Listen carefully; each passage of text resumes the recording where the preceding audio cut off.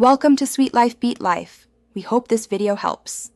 You'll begin by using accounts with the right permissions. Sign into Zoom. Us and your Google account so both apps can talk. Once signed in, go to Zoom settings and choose Calendar and Contacts. Make sure you select Google as the provider and follow the OAuth prompts. This authorizes Zoom to view and create events. Do this early because missing permissions cause silent failures. After authorization, return to your calendar settings to verify the connection is active and ready for meeting creation.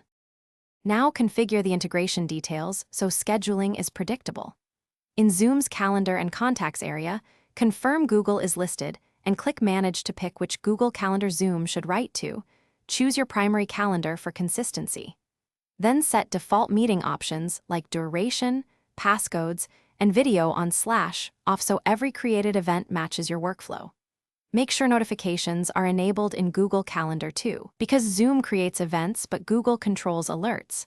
Once finish by creating a test Zoom meeting directly from Google Calendar to confirm the add-on or integration is active. If the Zoom button isn't present, install or enable the Zoom for G Suite add-on, then refresh. When events fail to appear, revoke Zoom's Google access and reauthorize. This resolves most token or permission issues.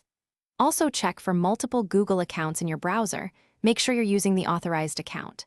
If problems persist, clear cache or use an incognito window to isolate extension conflicts.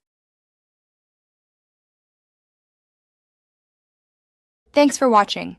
Consider subscribing if we helped you.